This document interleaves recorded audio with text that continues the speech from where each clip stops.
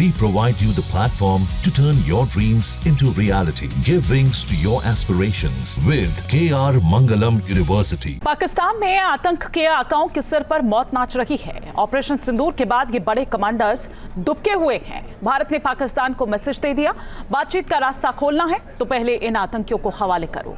दरअसल इन आतंकियों का खौफ इस बात से भी है कि पाकिस्तान के अंदर ही इनके गुर्गे मौत के घाट उतारे जा रखे हैं।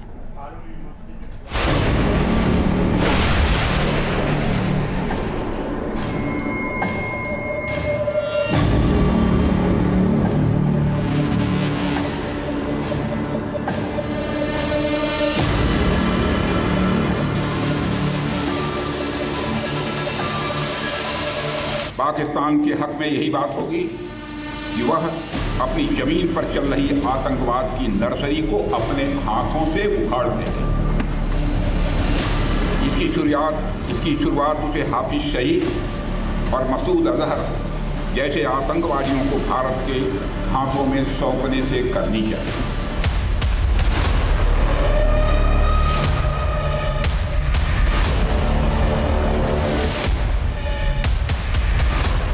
ऑपरेशन सिंदूर पाकिस्तान परस्त आतंकियों का खत्म होने वाला है वजूद।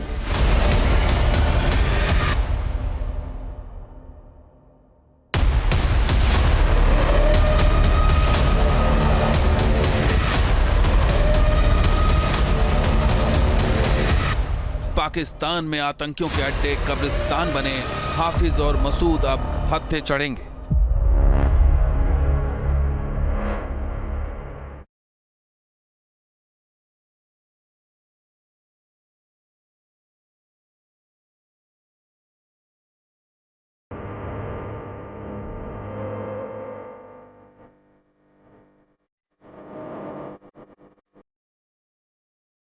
ऑपरेशन सिंदूर ने पाकिस्तान के अंदर ऐसी दहशत मचाई कि उसके पाले आतंकी बिलबिला रहे हैं।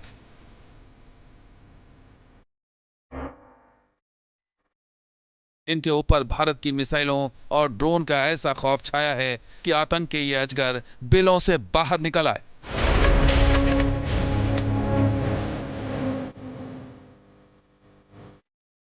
लेकिन जैसे ही भारत ने इनकी गर्दन दबोचने की कवायद शुरू की, ये आतंकी फिर से पाकिस्तान में मौजूद अपने बिलों में दुबक गए। लश्कर तैयबा का सरगना हाफिज सईद और जैश मोहम्मद का आका मसूद अजहर खुद तो मौत के अंजाम से कहीं छिपे पड़े हैं, लेकिन उनके सपोले बाहर निकलकर भारत के खिलाफ जहर उगल रहे हैं।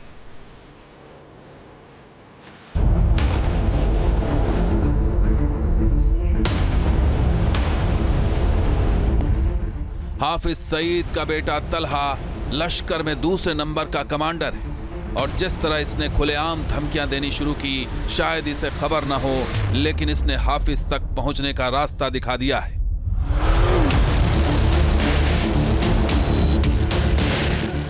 ऑपरेशन सिंदूर के बाद पाकिस्तान घुटनों पर है।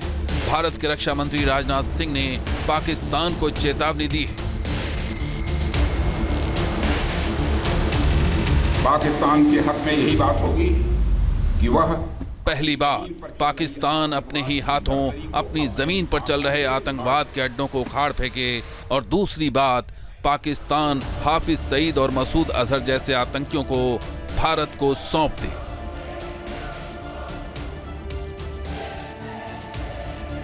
पाकिस्तान के हक में यही बात होगी कि वह अपनी जमीन पर चल रही आतंकवाद की नर्सरी को अपने हाथों से उखाड़ देंगे। इसकी शुरुआत उसे हाफिज सईद और मसूद अजहर जैसे आतंकवादियों को भारत के हाथों में सौंपने से करनी चाहिए। यह दोनों न केवल भारत में मोस्ट वांटेड टेररिस्ट की सूची में हैं, बल्कि ये यूनाइटेड नेशंस की डेजिग्नेटेड टेररिस्ट की लिस्ट में भी शामिल हैं। भारत का मकसद साफ है, पाकिस्तान में उन आतंकियों का सफाया जो आतंक के रहनुमा बने हुए हैं। जाहिर है ये नया हिंदुस्तान है जो डोजियर नहीं सौंपता बल्कि आतंकियों को दबोच लेता है।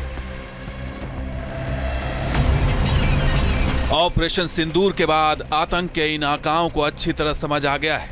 कि पाकिस्तान भी उनके लिए महफूज पनाहगाह नहीं है, क्योंकि पाकिस्तान के अंदर ही हाफिज सईद और मसूद अजहर से जुड़े 15 से ज्यादा आतंकियों को अज्ञात बंदूकधारियों ने मौत के घाट उतारा है। ये वो आतंकी थे जिन्होंने आतंक के बड़े कमांडर के इशारे पर भारत के खिलाफ साजिशें रची थी। इस लिस्ट को देखिए। सैफुल्लाह खालिद, लश्कर तैयबा का ये टॉप कमांडर, नेपाल से आतंकी वारदातों को अंजाम दे रहा था। सैफुल्लाह भारत पर 3 बड़े हमलों का आरोपी था, लेकिन सिंध में इसे अनाम बंदूकधारियों ने मौत के घाट उतार दिया। मौलाना काशिफ अली हाफिज का करीबी और लश्कर के पॉलिटिकल विंग का नेता हाफिज काशिफ का बहनोई है। काशिफ को खैबर पख्तूनख्वा में गोली मार दी गई थी। अबू कताल NIA ने मोस्ट वांटेड आतंकी से घोषित किया था। अबू कताल आतंकी हाफिज सईद का भतीजा था और रियासी आतंकी हमले का सबसे बड़ा आरोपी था। इसे झेलम जिले में गोली मार दी गई थी। शाहिद लतीफ जैश ए मोहम्मद का top commander. Shahid Pathankot airbase हमले का मास्टरमाइंड था। 2 साल पहले सियालकोट में अज्ञात बंदूकधारियों ने मार डाला था। अदनान अहमद ये आतंकी पंपोर में CRPF काफिले पर हुए हमले का आरोपी था। अदनान भी हाफिज का करीबी था और लश्कर का एक कमांडर था। इसे कराची में गोलियों से भून दिया गया था।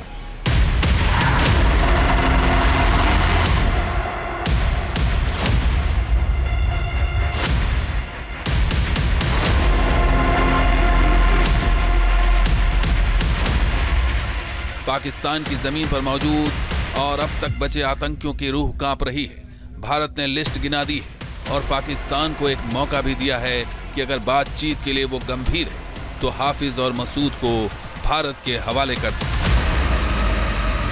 हाफिज सईद मुंबई हमलों का गुनाहगार है। कौन नहीं सच्चाई को जानता है। समुंदर के रास्ते मुंबई में मौत बरसाने का जो गुनाह उसके संगठन ने किया है, बहन भाइयों, उसको आज भी हम भूले नहीं हैं। मेरे देश के बहादुर जवानों, उसका इंसाफ होना चाहिए और मैं मानता हूं कि कभी न कभी उसका इंसाफ होकर रहेगा।